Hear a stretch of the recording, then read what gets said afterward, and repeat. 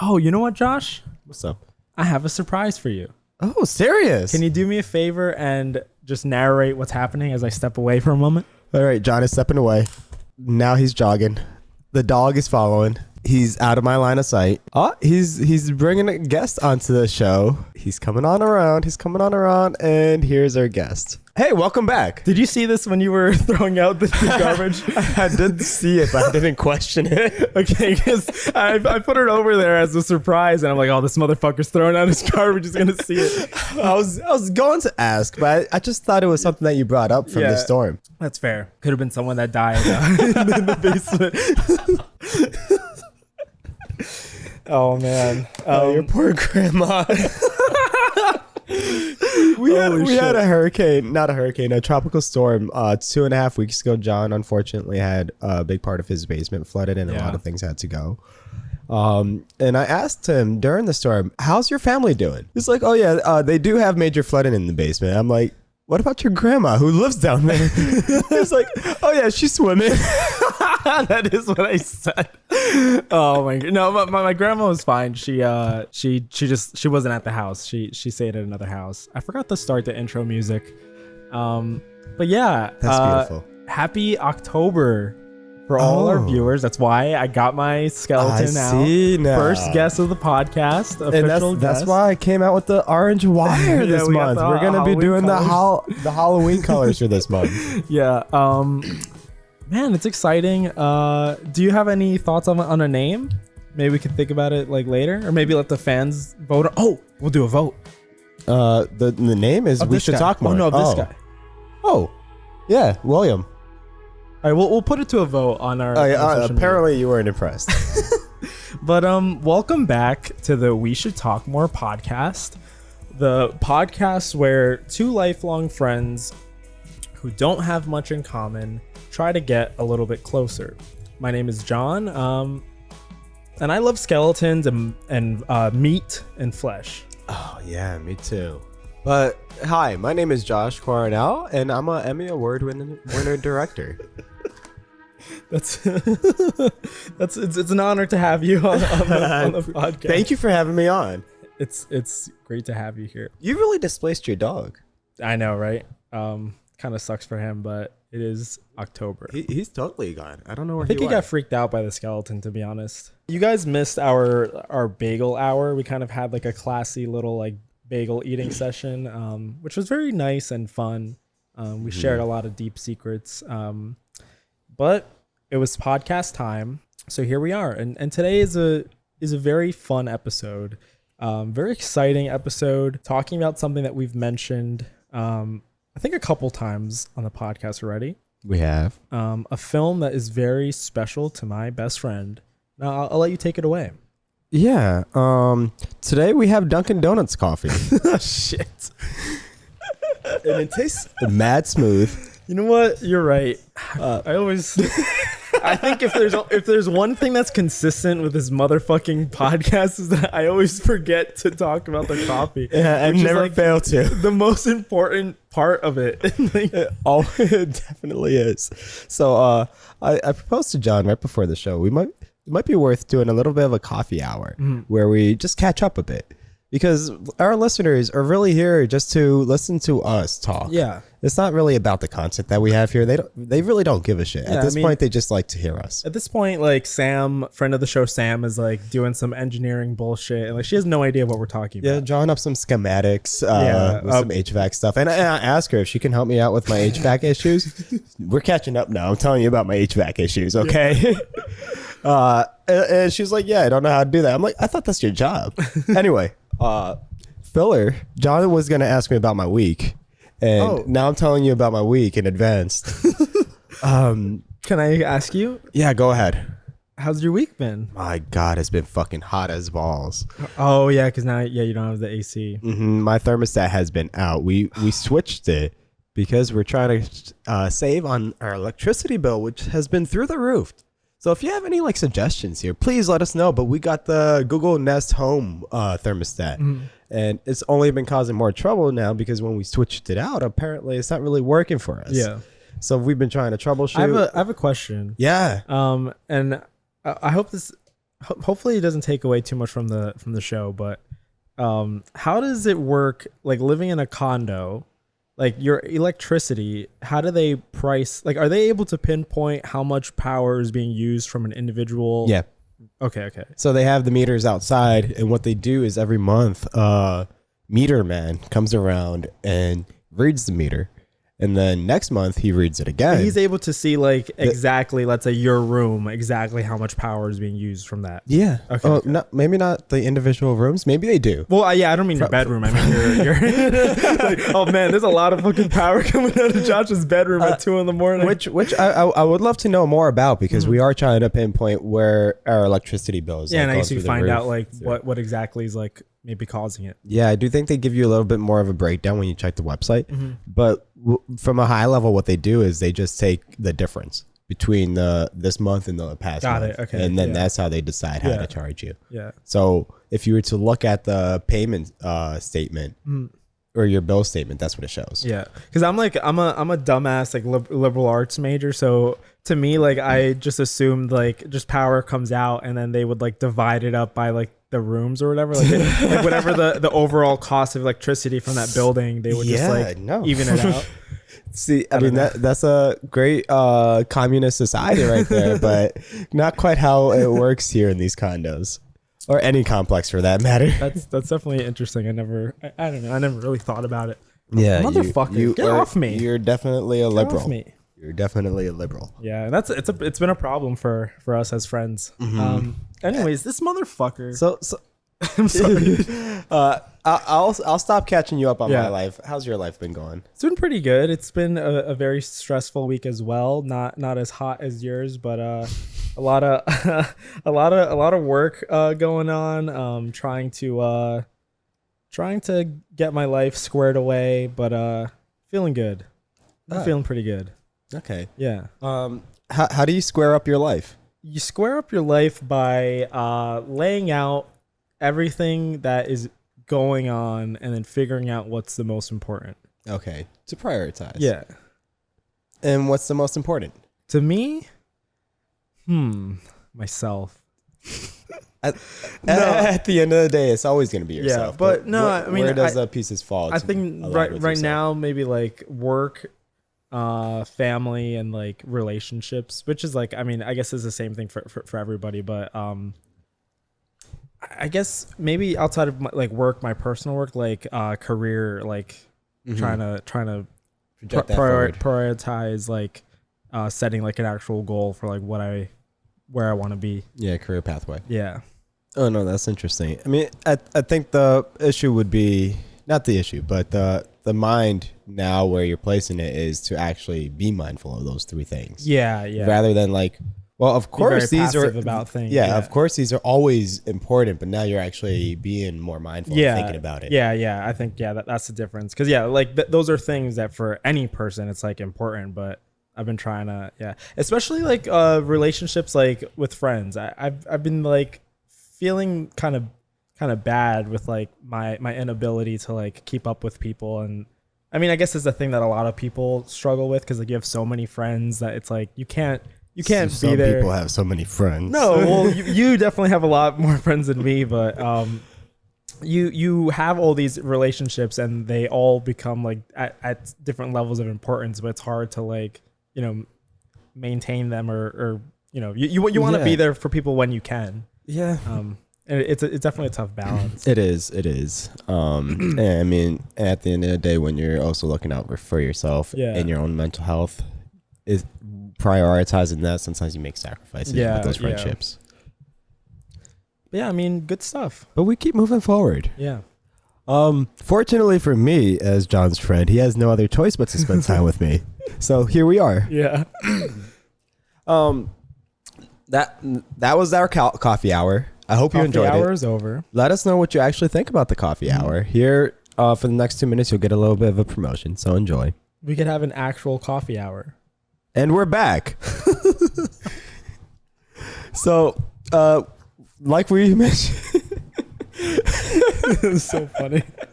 Like we mentioned at the beginning of the show, we're talking about a movie that is very dear to my heart. It's called Before Sunrise, directed by Richard Linklater, released in 1996, 95. I think it was 95. Fact check me there. One of the things I like to do when I go on Tinder dates now is ask for movie recommendations. Then I get a movie recommendation, but truly I don't give a shit. Yeah. The point of it is for them to ask the question the other way around. You're so manipulative. Okay, actually, cut this part out of the show. I didn't realize. You just shine light. Then I'll mention this movie. It truly is my favorite movie, but given that it's also romantic, it might like draw at their heartstrings a bit. So it works out quite successfully. And we'll watch as like a first date, a second or third date. We'll watch Before Sunrise. Yeah. So if I've taken you on a date to watch Before Sunrise, he only watched it with just you. If you're listening, that's to this. exactly what I was about to say. It is special between me and you. Don't forget that. Want to say a name or? Yeah. Yeah. Okay. All right. So there's more to the inspiration, but I think let's just give it a little structure before we like. Oh yeah, continue. of course. We're going to be diving into a couple different films in the coming months. We want to set like a standard structure so that whenever you watch one of these film review discussion type things, that they'll be very like following a similar formula. So we are going to, Josh touched in it, and he's going to dive a little deeper into the inspiration. So that'll always be a part of these, because like we're choosing to present a film to our friend and to you guys. So there is like a little inspiration on why we chose that. And then for each of these, we'll do a quick plot summary. So I think important context too for these kind of episodes. We'll mostly be doing older films, but we're not going to spend like the whole hour going through every plot point. That was disgusting. There will be an expectation, like we're talking about a film that you can either watch or maybe watch after this, but we're not going to be giving an audio rendition of the film right now. Oh yeah, spoilers alert ahead though. Do be mindful of that. Yeah, so that's an important thing to say though, because we will be like heavily spoiling the content of the film.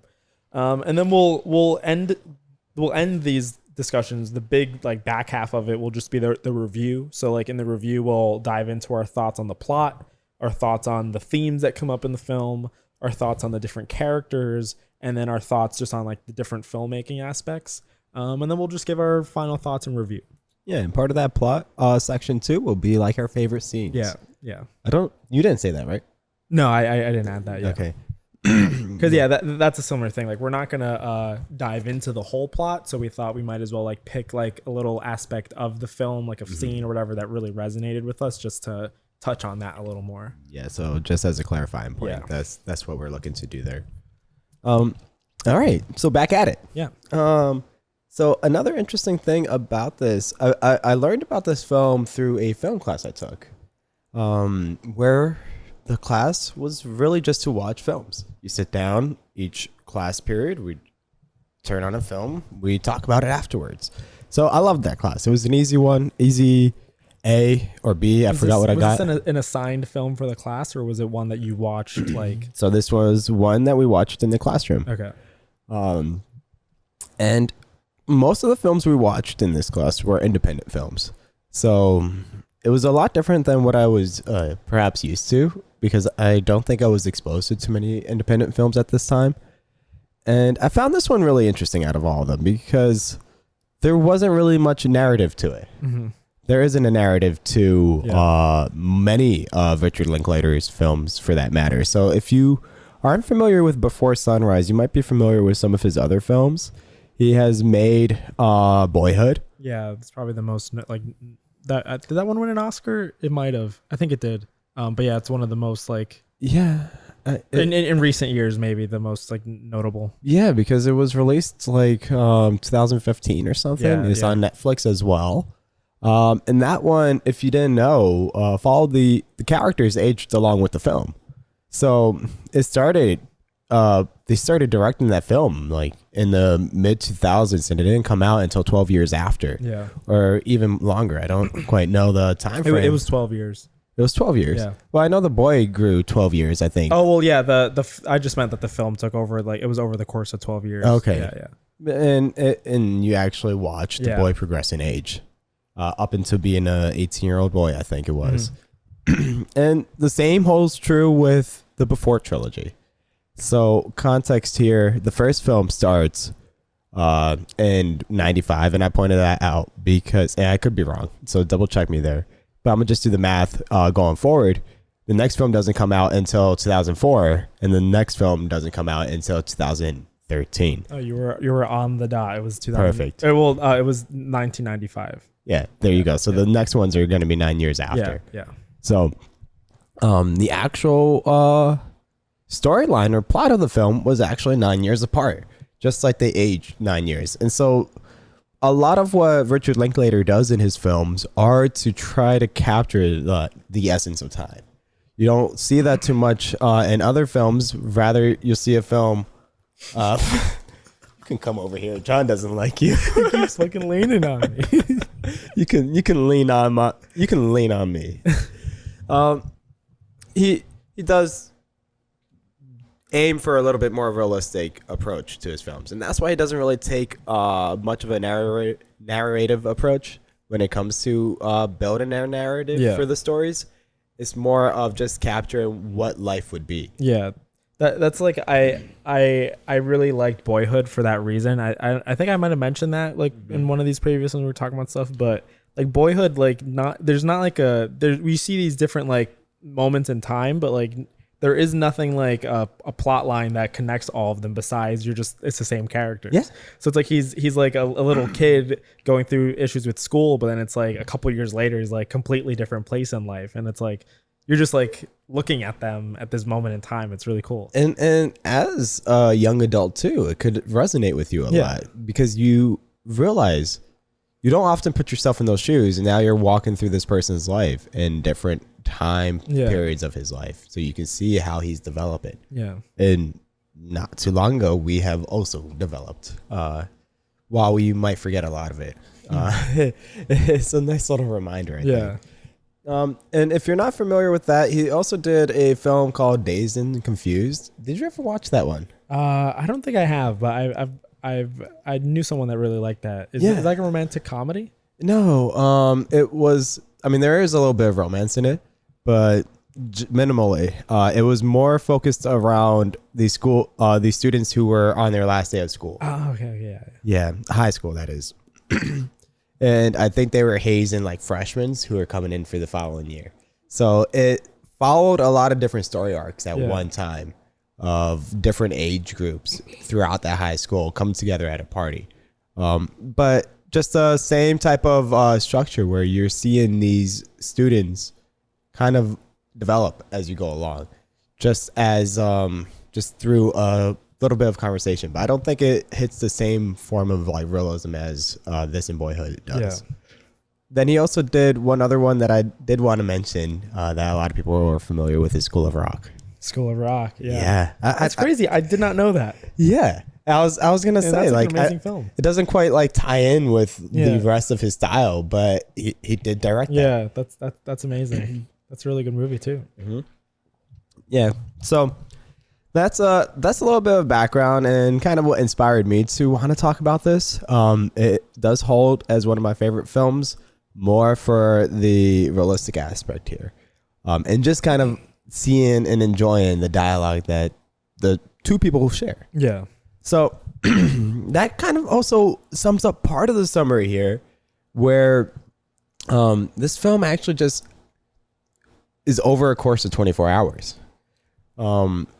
You start during the day, early in the day, while these two people meet on a train over a couple fighting. I don't know if you remember that opening that's like scene. The very first part, yeah. Yeah, that opening scene was there's a German couple fighting. I believe they were speaking German, and they run off to the back and they actually start having a conversation. So you kind of already see some relationships going on here, but now now we have Jesse and Celine are the two main characters, and they meet each other. Yeah. And that sparks their original conversation. And going on forward from there, they decide to spend a day in Vienna together, and that's the whole thing.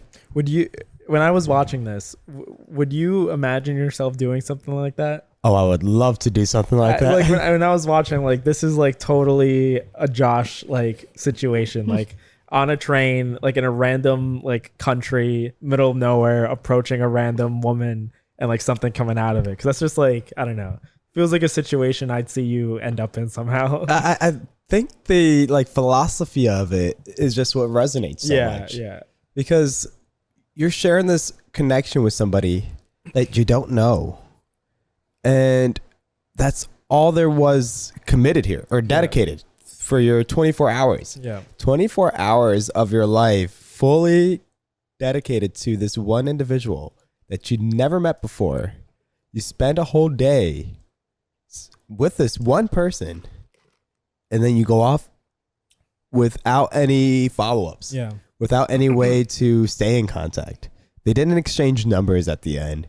They did commit to meet each other 6 months down the line, but they did not have any way to communicate between that time. Yeah, because they didn't. I mean, I guess context start of the film for all you Gen Zers, there were no cell phones or like anything like that. So no IG. Yeah, I think they might have Google. discussed like did they say something about emails, like exchanging emails? But they never did. Like they never exchanged any like contact information. Yeah, they intentionally decided we should not, because then we'll end up sending love letters to each other and quickly get bored of each other. So they kept it more of this level of excitement of not really having too much of each other. So when they do have each other, it's all the more interesting. And it's like, like continuing the excitement of what they had with just like being with each other for that 24-hour period. Yeah. So, I mean, it's like I only shared a connection with this person for 24 hours. And so I can't wait for the next 6 months. Can't wait these next 6 months to get the opportunity to see them again. Yeah. They did enjoy the 24 hours, if you couldn't tell. Yeah. And the film, the film is before sunrise, given the implications that at sunrise were their last moments together. Yeah. So at sunrise, they Celine was to take the train back to France or Paris, and Jesse was catching a flight that same morning. But before they went to sleep, there was all the implications that they had sex. Yeah. And they had sex like in a park. They had sex in a park. Crazy, so beautiful. They had wine, so it was very romantic, actually. I guess another context here is she got off the train knowing that Jesse didn't have any money. Yeah. He said, "Oh yeah, I don't have any money to get a apartment tonight. I was just gonna like walk around Vienna and spend the day here." Yeah. And rather than doing it alone, I would like to have someone to share this time with. And like she was 100% down. Yeah.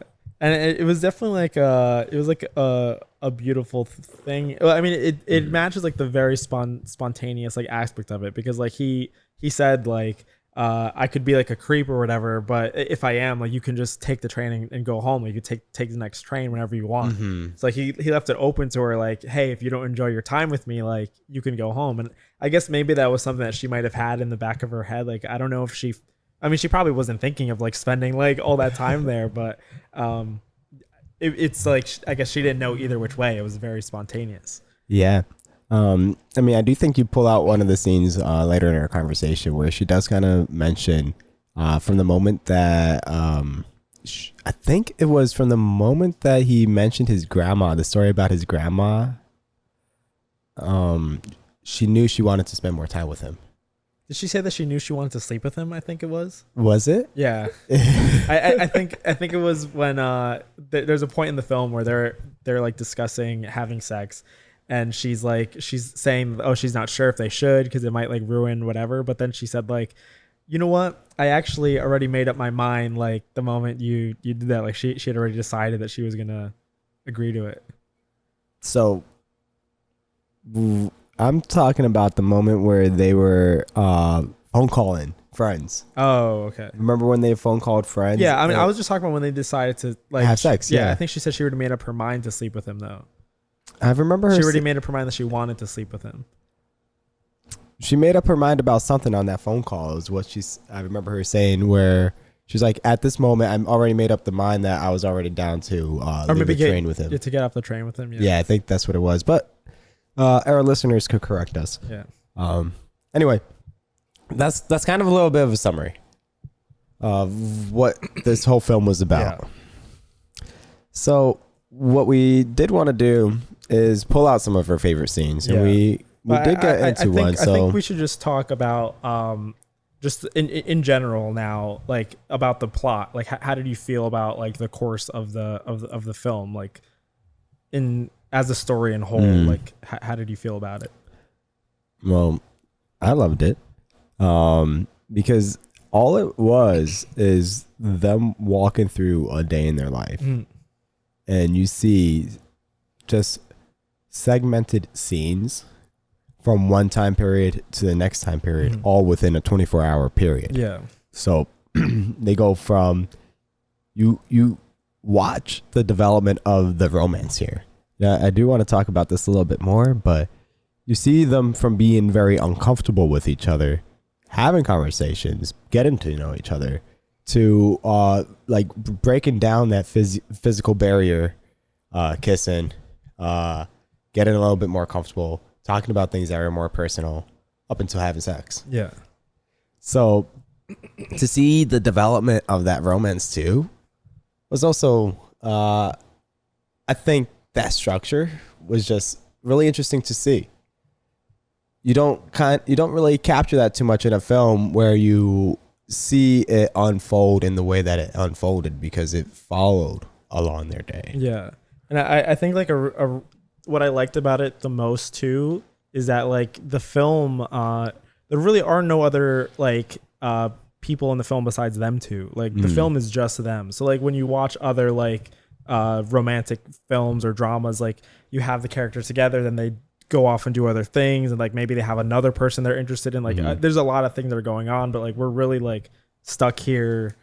Like I guess you feel like you're there with them for this amount of time. And like you said, I think the way the romance develops throughout the film, it feels very real, because like it feels like something that could happen. Should you meet someone that you have like that kind of instant connection? Because like I'm sure we both have been on like dates or have even met somebody at like a bar or something where you have that kind of like random connection, and like for them it's like they had that connection, but now they're with each other. So you're just seeing what would happen if you have that connection and then are stuck with someone for so long, and like stuff like that happens. There's a lot of relatability to the film. Yeah. And I guess another thing I like about this is that either people love this film or they really hate this film. Yeah, I feel like I could definitely see people not liking it. People who would be like, "Oh, nothing really happens," but it's like I feel like that's the point. Like, or I mean, it's not the point, but like the film is like it's more about just like you mentioned, like just you're watching these people in this like moment in time, and it's just seeing what would happen, and I feel like it's really beautiful in that way. It's like an art student's dream. Yeah. It's a very artsy film, I think. It is, and it really puts the time into perspective. Yeah. I think that's the most beautiful part here, is where it's limited to that 24 hours, and they're questioning their connection together. Being within that 24 hours, how can you make the most of that time with each other? How can you fulfill that connection as much as you can within such a short time period, knowing that you're not going to see each other in more than 24 hours from now? It's the same idea of always reminding yourself that we are all going to die, and what can I do to make the most out of my day knowing that I might die tomorrow? Anyway, I think we're jumping a little ahead with that type of conversation. So we I guess we can just talk about the scenes that we really liked.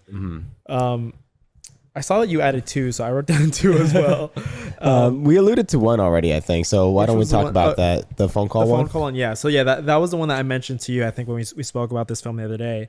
I really love that scene, just because... context to it. Well, so this is pretty far along in their day together, and they're at like a bar. They go to a couple bars, but they're at a place where they're just like sitting down and talking. And they start talking about trying to put his arm around you. No, I you know you how want to see me? No. You know how we do clips Yeah. for social media? I think it would just be funny if while I'm talking, you're playing with it. No. Like in different clips, you'll find him in different positions. As I'm cutting, he'll just completely be moving. Like to anyone watching this from social media, they would have no clue. Oh, that's true. They would just see, how did he end up like that? Wait, you can. Yeah. So can we like fix him up? I just turn on his eyes. Okay. I didn't know he had colored eyes. Okay, that's cool enough, I guess.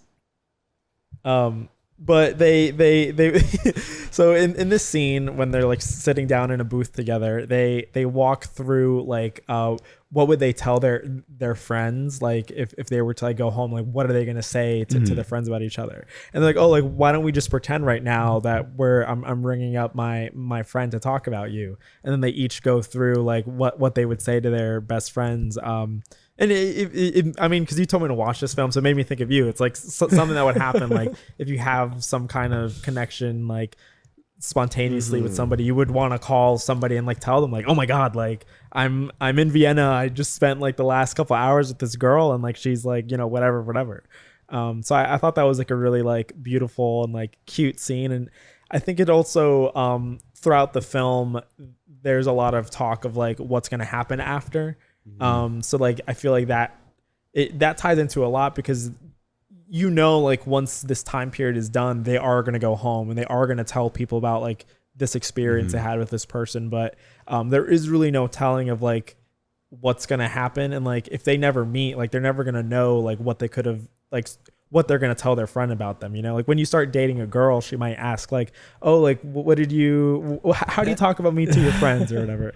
And I think that's more, the conversation is only the more interesting when they do that segment of the movie, because that's like a very challenging thing to do. Yeah. It's like, how would you want to describe the person right in front of them? Yeah. And I think this is something you do in private. Yeah. And the fact that they're calling their closest friends, they are telling how they truly feel. So like they are just face to face telling this person how they truly feel about them, and it was really beautiful. Well, I will say, I think Celine does a lot more of a better job, and they do this intentionally, I think, to be more authentic in like her expression.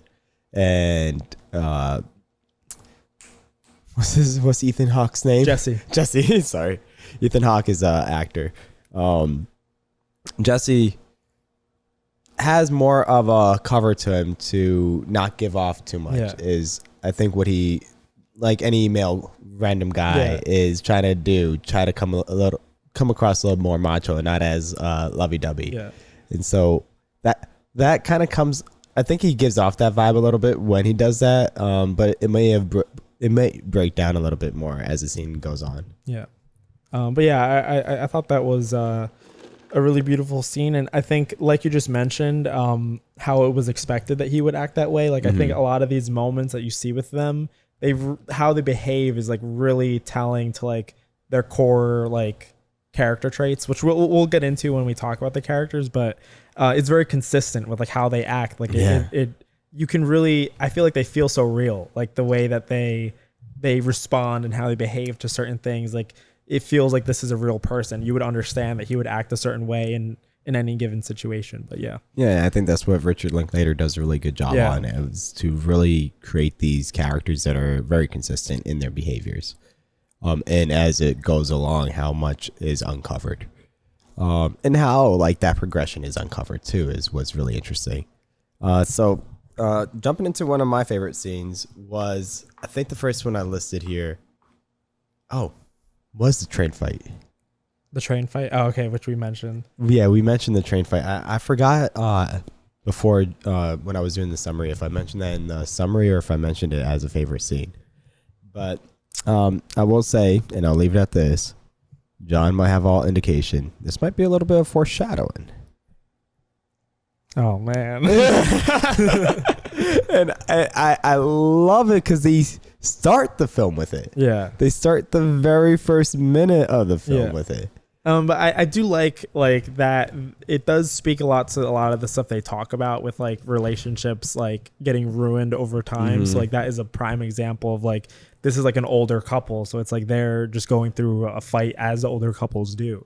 Yeah. And then directly contrasting, you have these people meeting each other for the first time. Yeah, because this film takes place when they are much younger. In life. I think they're in like their 20s at this point. Yeah, I believe she's like 23, and I think they're both the same age. Okay. But yeah, they're both like very early 20s. Yeah, so they are in their 20s. They are very young, and they are just meeting each other for the first time. So they're in this infatuation stage where they met each other, and they're completely obsessed with each other for that 24 hours. And they have like these butterflies in their stomach, like anxious to see each other again, but also don't want to spoil it by talking too much. Yeah. So the more you get to know somebody, the more things you learn and dislike about somebody. So I do think she says in the film, and this is the interesting perspective, is the more she gets to know somebody, the more she like falls in love with those qualities. I literally wrote that down as one of my. Oh, did you? Yeah. Do you want to speak to it then? Well, that got into like the themes. Okay. Should I talk about that whole theme that I wanted to talk about? It's kind of stuff that we've already been like touching on. Yeah, why not? We can bounce around. We'll just skip it once we get actually to that point then. Or I mean, well, let's. Okay, well, I'll just. I think we can bounce around. That theme is a theme that you see throughout the film is like time, and like I think we've kind of mentioned that a lot. How like that their limited time together is something that comes up a lot, and also just how time has its effects on relationships. Okay. And like them sharing like examples of their own relationships, and then talking a lot about how like if we're together for all this time, you'll grow old of me. Like you'll start to notice like little ticks in my personality. Like it's something that over and over again they start to talk about. And yeah, I noted how despite them talking about that, Celine mentions like when they're talking about love to her, she feels that she would grow to love somebody more over time. Because she said like, and I find that so beautiful, and it really like it made me think about my own relationships, because she said like those little ticks that you notice, like even the things that annoy you, those are only things that can be experienced through spending so much time with someone that you love, like picking up on those little things, like getting to know someone so deeply that you know like exactly how they would act in a certain moment. I think that's something she said, like that's something she finds so beautiful, like being able to like know exactly what you'll eat in the morning, or exactly what you'd want to wear like for a certain event, like knowing so much about a person is so beautiful to her, which is like that's a whole like sweet paradigm shift to how you might perceive the more you know about somebody. Yeah, and it's a very like different perspective, because I think it is like a thing that a lot of people think about. It's like over time, like relationships, they lose that spark, but she views it like the complete opposite way. And that's just the healthier way to look at it too. Yeah. You'd rather not live your life unhappy, getting annoyed at every little thing. If you can find a way to find some positivity out of that, you just live a better life. Yeah, and I think like that's a good point to it too, because it's like she's not ignoring the little things. Like that's not what she's saying. I think just the fact that you get to a point in a relationship where you know all those little annoying things, like you can like know everything about a person, like that just makes it like even more beautiful. What's more worthwhile, what's more useful for your energy, to be annoyed and upset about the things that would otherwise tick you, or find the beauty in it? Yeah, and like I just appreciate how beautiful it is that you know this much about a person. That you can only get to that point by knowing this person for as long as you do. Yeah, and you share that connection. Yeah. All right. Yeah, that is beautiful. Why don't we jump back to your second scene then? Fake. Oh, and I also wrote the fortune teller scene. I really like that scene. Just because of how it also like directly shows who they are and how differently they interpret a situation. So we'll get into it more when we talk about them as characters, but Celine is very like instantly believing and like you know, very into the whole like fortune teller, like telling her future, whatever. And then Jesse's just like instantly like very like, cynical oh, this is the stupidest thing. Like he's like even like giving her like looks or whatever while the fortune teller's there, because he's like totally doesn't believe any of it. He gives all the like grimaces, the faces to give all the impressions of how like funny he finds the situation. And like how anyone who would actually value whatever she's saying is ridiculous or like completely stupid. I love that too.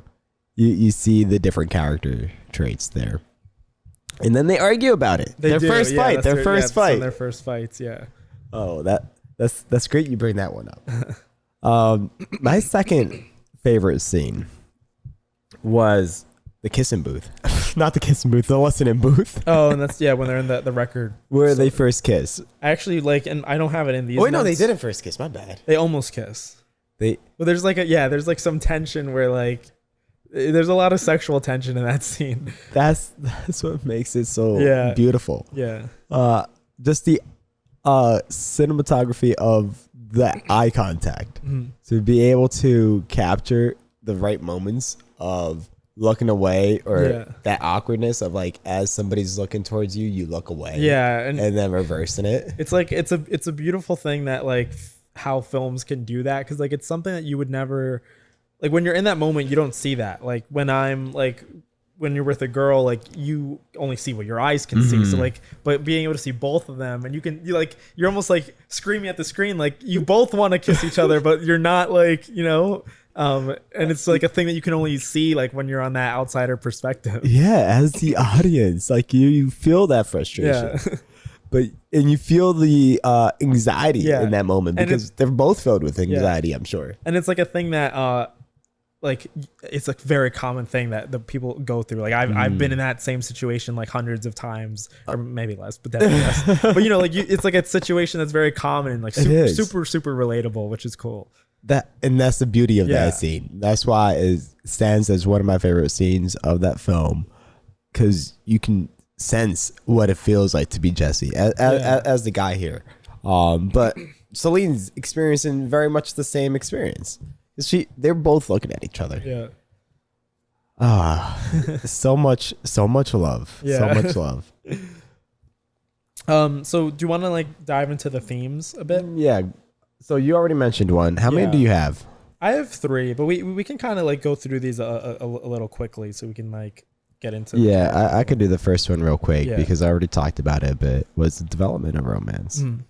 And that's one of the best parts of this film, when you look at it from the higher angle, that you see it from end to end, going from not necessarily end to end in this one film, but it does get captured a little bit as you go through the whole trilogy. But in this one film, you see, to the extent that you can see romance develop within 24 hours. You're not going to get romance developed in 24 hours where they are truly in love with each other, or they are in the state of being in a marriage or what have you. But you do get to this level where you see how fascinated they are with each other, with how little they know about each other. From the moments of that awkward scene in the listening booth to when, like, shortly thereafter, they're, I think, on this skyline ride. I forget what it's called, where they're looking out into the distance and they finally do kiss. I think it was Celine who made that first move. The best part of it too. Then you get into like them actually sharing a little bit more personal detail with each other, because it was at the beginning of the film that Jesse said he was in Europe just to travel, I think, alone. And then you later find out, he shares with Celine that he came to visit his girlfriend in Spain. And his girlfriend in Spain, as he visited her, broke up with him. And so now he's just kind of roaming around Europe just to get his mind off of it. And you only broke that down a little bit more as you see him get more comfortable with Celine. And Celine does share stuff about her love life too. She didn't get out of a breakup just moments before meeting each other, but she does open up, and then all the implications end there with them having sex. Yeah. And then you had that morning after where like it's like so refreshing in that morning. I feel like that the opening scene, not the opening scene, the waking scenes after that morning feels so true to what it feels like waking up in the morning. Yeah, it's very like tranquil and like I don't know. The sounds that they're hearing. Yeah. You hear the birds chirping. You hear people all like turning on their lights or starting their day. I think they stopped to listen to some type of pianist. Yeah, someone's playing music. It was just, there's like a magic in the air. there is a morning magic there. I guess bouncing off of like the stuff you were talking about the romance, I'll just go through it because like when I was watching it, I wrote down a lot of quotes that like came up in the film. So like on love, I wrote down a couple stuff that I just found so interesting from their characters. So when in one of their conversations talking about love, Jesse says, love is a selfish escape for two people who can't be alone. And then I just find this so interesting, and I think it speaks so much to who Jesse is, and I guess in this point in time, like from the breakup, you kind of understand why he feels that way, maybe. And then Celine, when she shares the story about her past relationship, she questions, why is it that you become so obsessed with people that you don't really like that much? And I found that so interesting because I think it's a very common thing, maybe, where you end up in these relationships where they end, and because she talked about she was kind of like obsessed with her ex. I don't know if you remember that.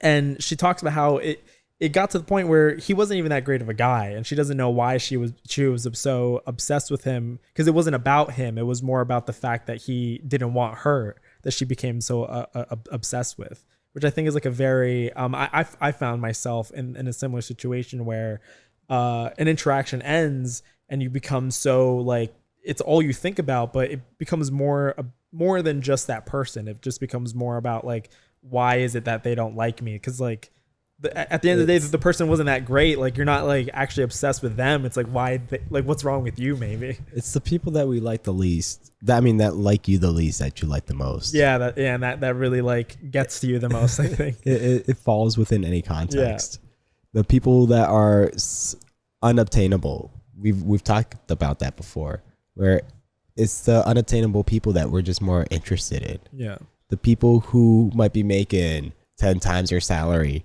we're more interested in. Celebrities that are so unreachable, we might be interested in. People that don't show us interest because they're busy doing other things, or they're not interested in us, we're most interested in. We don't care about the people who are desperate for our attention. Yeah. We care about the people that it's hard to capture their attention. Yeah.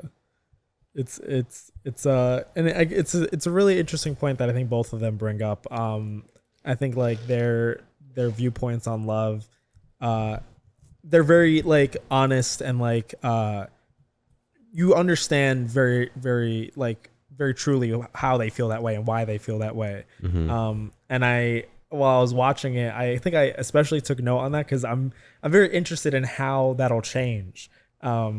Because it like in this point in time they feel a certain way, but like even you and I, like your views on these things change like within a couple months sometimes. So I'm very curious to see like how they'll view it like as time progresses. Yeah.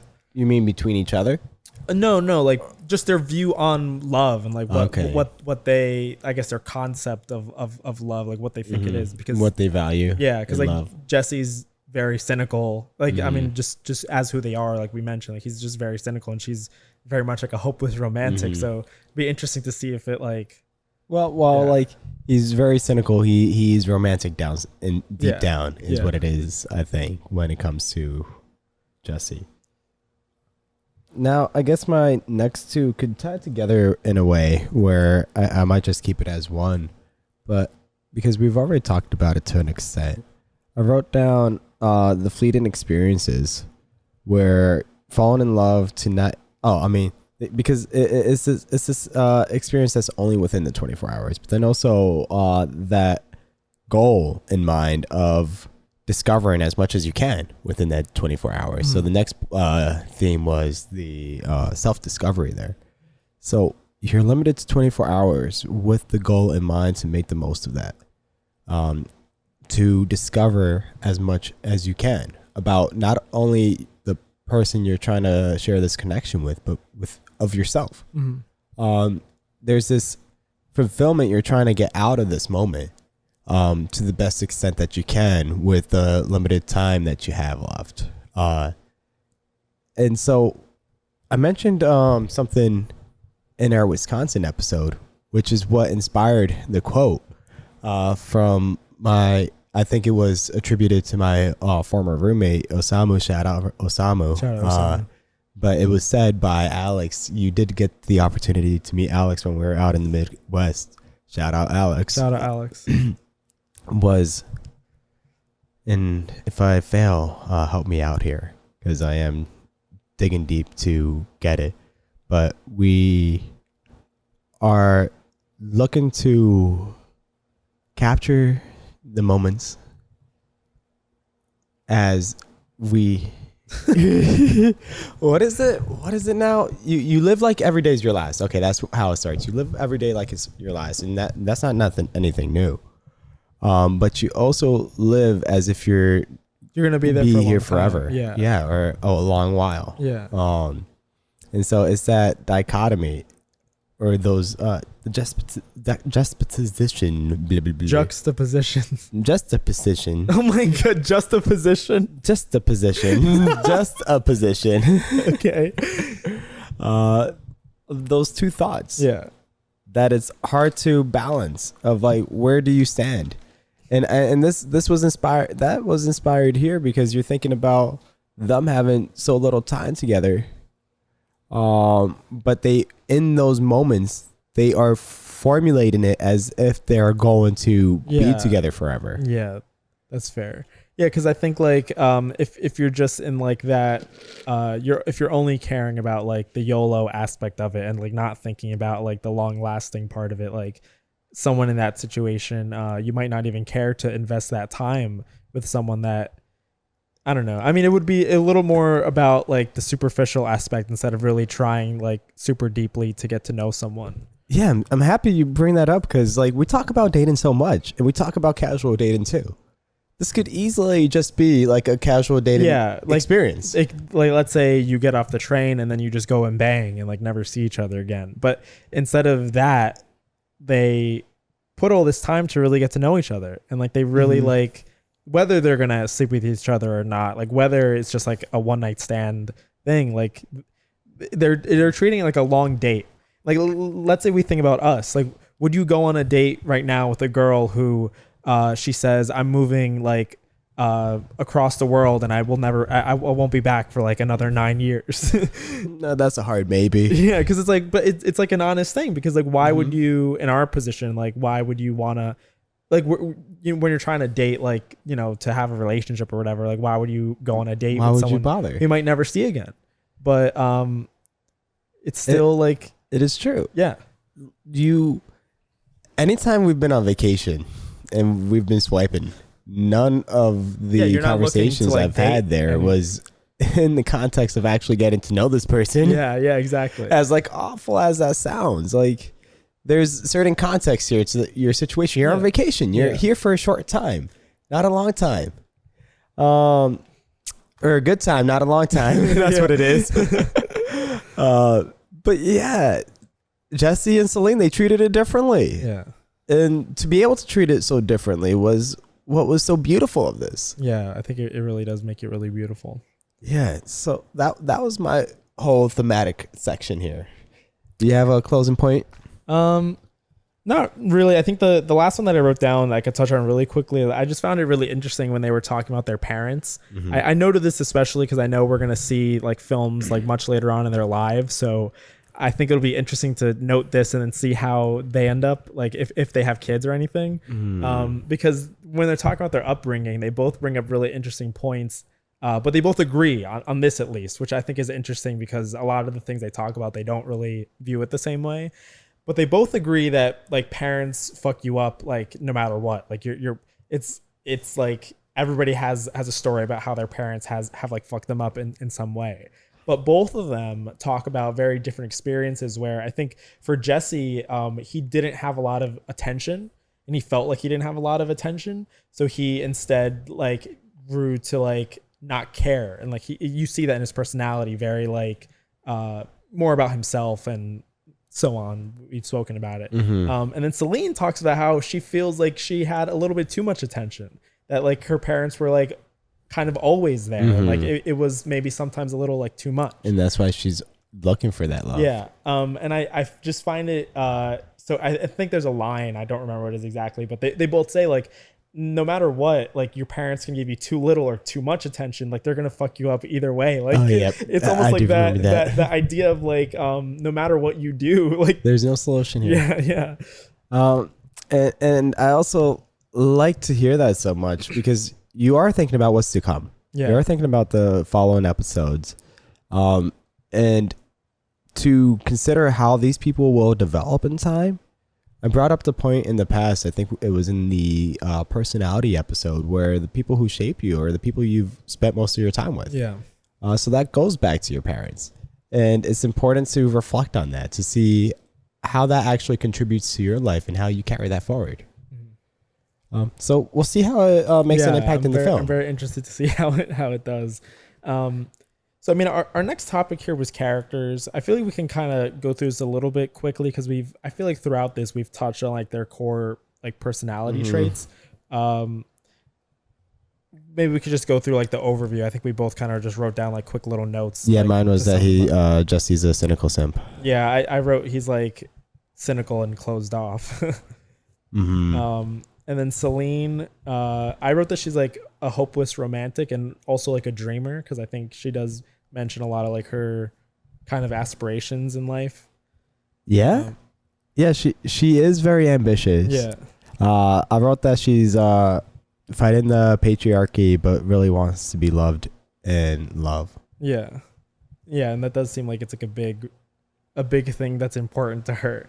One last thing on them both, because I wrote a lot. I kept writing down like quotes that they would each say that directly oppose each other. And what you said is there's a line where she literally says that, like, I think they're talking about what's important for them in life. And like to her, she says something along the lines of like, to love and be loved is like the meaning of life. And then Jesse, on the other hand, he's like, for him, he would be satisfied just knowing that he excelled in something. And it's like a very selfish view on life, where he would be satisfied with his life just knowing that he was a great something, like a great artist, a great writer, a great something. And I guess to note for both of them, I just find it so interesting because I feel like a lot of their things, it's like the truth is like somewhere in the middle, because like there is so much value in like finding love in life, but also there is value in like trying to be ambitious and like exceed in certain aspects, but like maybe finding the balance where you can do both is like where happiness lies, if you can find a balance. I don't know. I mean, I think it's steps in the process. Yeah. It's steps where you find what will make you most happy as an individual, and then you learn how to share that with somebody else. Yeah. And so maybe Jesse and Celine are in different stages of their lives. That's true. Where Celine's already past that part where she's looking to share some sense of some connection with somebody. And Jesse's still not like satisfied with like himself. Yeah. Or she could have just skipped that step altogether and just have the sole ambition to share a connection with somebody. Which is like an interesting thing too, because like there are people like that maybe who concern themselves so much with that they ignore their themselves, own desires, where you end up in a point in life where, yes, I have a family, yes, I have a beautiful marriage, but I never really did what I wanted to do. You can't skip those steps. Yeah. You shouldn't skip those steps. Yeah.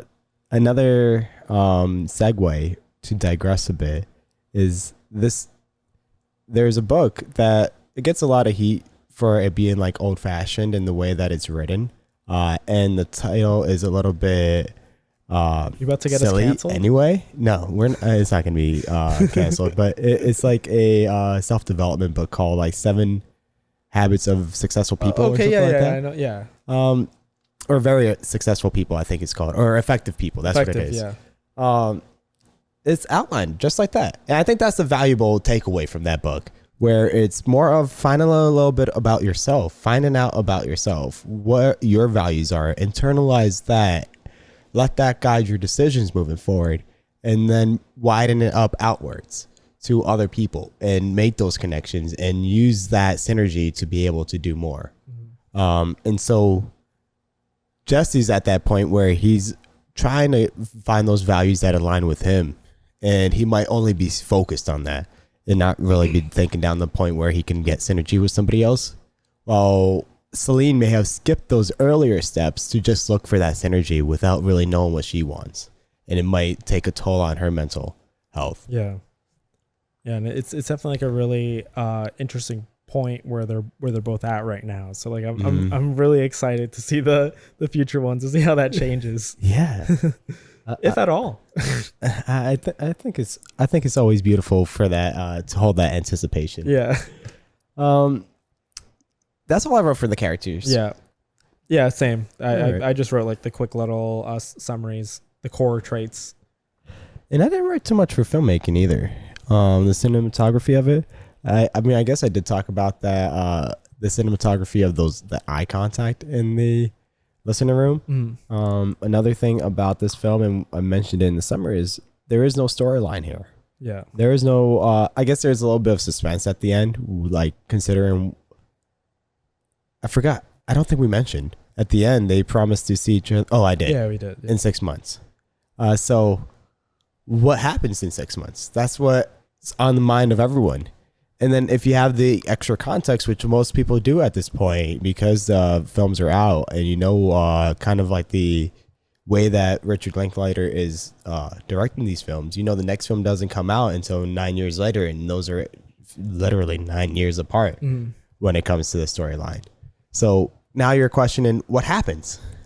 So you do get a little bit of suspense there, but there's not any rise in action. There's no fall in action. Yeah. It is just a dialogue. Yeah, which is really interesting. But I think I really like that. So I guess that's like a good segue, because that whole concept that you see in the film of like you're just watching people, I think like I really noticed that in like the cinematography, because there's a lot of scenes that I kept writing it down, because it's like there's scenes where they're like passing by and they walk down a street, but it's like the camera just stays, like it lingers. So there's two things that I thought about. I mean, this did feel like an indie film. I like that you mentioned you watched it in a class that like in focused on indies. Yeah. Because like let's say someone like me, if I'm making a film, like I don't have like a crane, I don't have like all these tools to like have a camera like track people like through a street or whatever.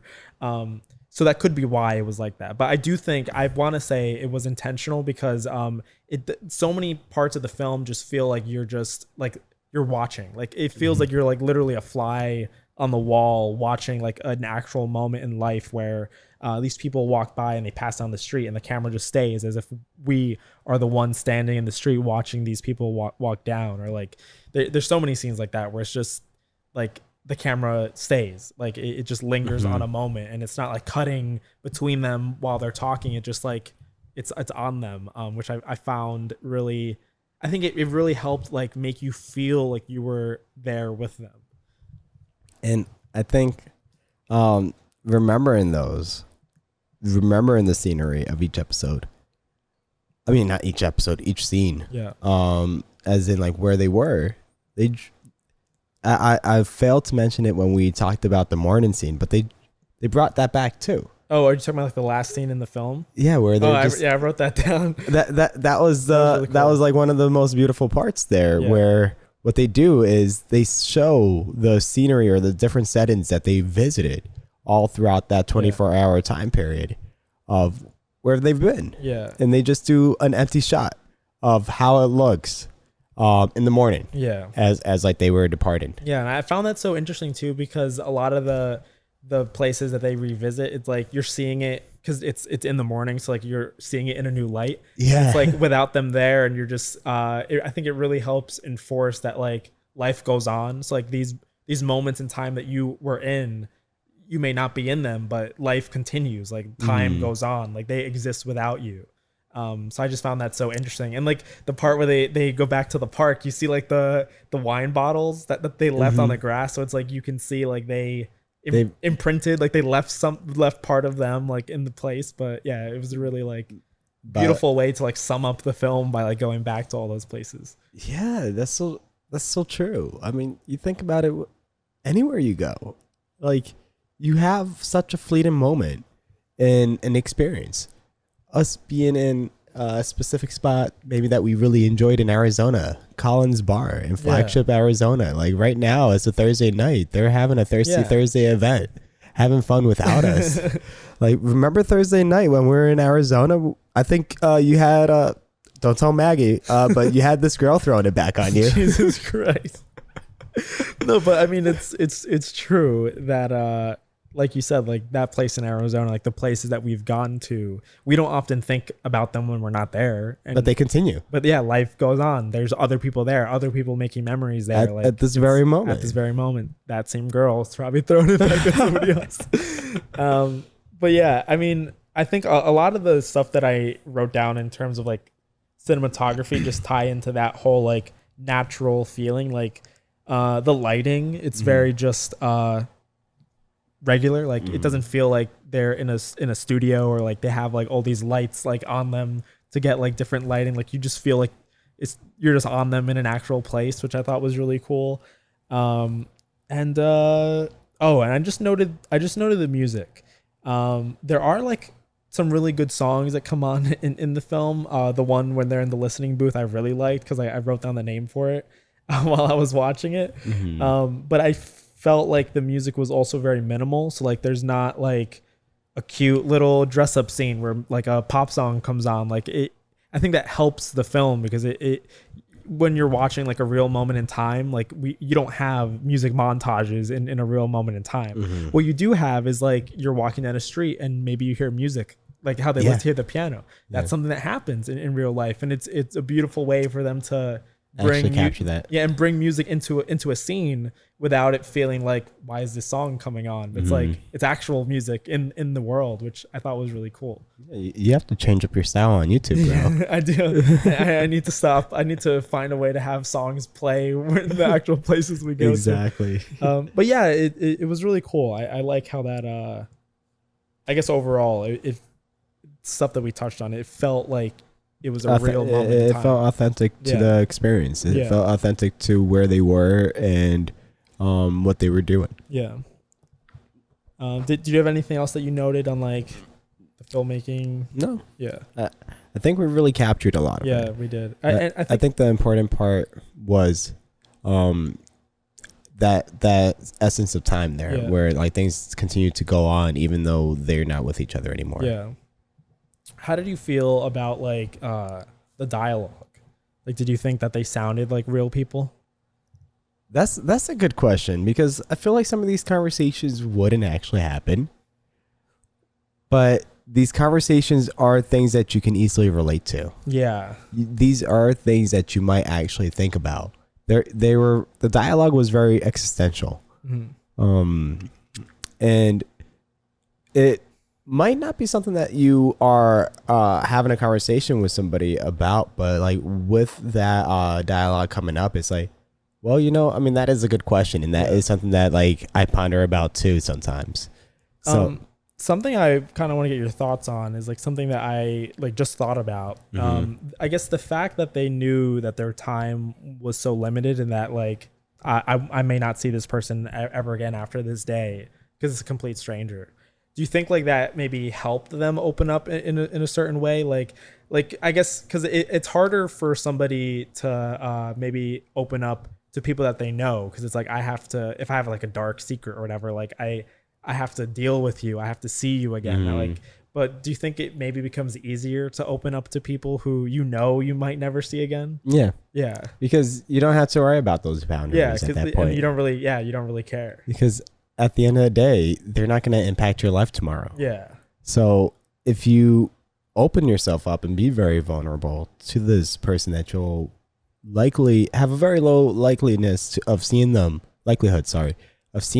and God knows when, it doesn't impact you. Yeah. You set boundaries with people you work with. You set boundaries with people you might be living as neighbors to, because at those people are people you have no other choice but to see tomorrow. Yeah. Or talk to every day. So if there was the off chance that you were to say something that was very vulnerable that somebody didn't like, unfortunately, those people, you would have no other option but to continue to live through experiences with them. Yeah. But now with this person that is very point in time where it's just this one day, if you mention something that is a lot more vulnerable and the person doesn't quite click with it, it doesn't matter. You don't see them the next day. Yeah. Yeah, I definitely think it's like, it reminds me a lot of like how we can go out in public and like be in New York City and act very strange, like in the middle of the street or something, because you're around people that most likely you will never see again. I mean, it's very different, but it's like, well, that's true. I think it's more true if like we were out in Arizona than it is in New York City. We're more likely to run while the density in New York City is enormous or very concentrated. There's more of a probability. But I mean, you get what I'm saying. Nope, I don't. Okay, but yeah, it's like it's look, that look at the numbers, man. It's that idea of like being able to do anything, like, or say anything maybe around like people that you'll never see again. And I thought that was really interesting. It's a hard, I feel like, like a lot of the things they talk about, I don't know if it's like realistic, but at the same time, it feels like it could be. And they share so many moments that feel like something that would exist with people that are meeting, like it's someone that you're first dating. So like it could be like on your second, third date, like you start talking about these certain things, like you open up a little more, but like they're having these moments like all in one day. So it's very like interesting. I mean, but the relationship was definitely sped up a lot. Yeah. In terms of what they opened up about. Yeah. But then again, I guess it ties into like the very concept serious of time. Conversations. Yeah. It does tie in, given that they know that they're not going to see each other the next day. So they are looking to fulfill as much as they can within 24 hours. Yeah. Which I thought was really cool, because like it's less about like the small talk. It's like more just let's like make this connection and like get, as deep as we can. Yeah. So to close off, what would you rate the film? I would give it a Johnny 9.5 out of 10. Beautiful. And why is that? In 2 words? No film. Did you not count your words before you started your sentence? No, I had a sentence planned out, but since you told me in 2 words, I just cut it. Is it 1 sentence? Yeah. Go for it. No film is perfect, but this was close. That was my sentence, but I was closer. No, it wasn't my sentence. 9.8. Yeah. So as we go through this, do more. I have at least 2 more movies that can beat this. That's fair. But yeah, I will say like I did really like this movie. I would rank it like for this type of film, like romance, like drama, like realistic movie. Like it is up there with one of my favorites. What I liked about it the most, like next to like something like Silver Linings Playbook, which I really like these people do feel real. Like I feel like Silver Linings Playbook, there's some like wacky stuff that the characters do, but I mean they also are not like normal people because they all have like mental illnesses. But I feel like these people felt so real. Like I would definitely rewatch this film like and want to show like this film to my girlfriend and our children. Beautiful. So you're gonna be asking your dates to watch this. Hey. On my date. On your dates. On my date. With my date. With your date. Yeah. Yeah. My only date. Yeah. Also, my only date that we've watched this. No, wait, we're not the same. We're not the same. What I'm saying is different than yours. I can't name this one person for John because. But yeah, I mean it's a really good film, and I can't wait to watch the other ones. Yeah, I really can't wait. Well, on that note, it was great spending this morning with you, but I got big plans. This is ridiculous. Oh yeah, actually. Jesus Christ, this guy like takes up so much space. That is What the better. fuck is wrong with you? Like that his eyes like are really fucking bright. They're like really shooting. It is. It really like, is. laser vision. All right. This was really fun. I loved It's it. really cool. I've never talked about a movie this long and like really in depth. So it's very cool. And Cool thing to do. I'm surprised because I do this all the time. And I'm not even a film guy. You do this all the time? I do. About this film or any film? Any film. Oh, okay. Yeah, I'm sorry, John. This isn't just a you thing. So you don't have conversations with me about films like this? I just did, you motherfucker. Yeah, but not before this. Okay. All right. Well, I'm a little upset, but life moves on. Let's give a round of applause to the crowd that we had today. Both of my dogs were like staring at us. Now they fell asleep, but round of applause for the crowd. Guys, thanks for watching. More film content down the pipeline. I don't know what we're doing next week though, but thanks again for watching. We Should Talk More podcast. Check us out on shouldtalkmore.com. All our socials are on there. The socials for Should Talk More is on there. Send us a question, DM us on Instagram, like our post, subscribe to us on everything. Give us an Apple podcast review. Give us a Spotify review. Can they do that? I don't think so. I think it's just Apple Podcast. Okay. Just review us. Yeah, even if you don't listen to us on Apple Podcasts, just go on Apple Podcasts real quick and give us a 5-star review, please. And why don't you tell your mom and dad that they should watch our podcast real quick, please? Yeah, bring it up during your dinner with the rotisserie chicken tonight. Thank you very much. Thank you so much.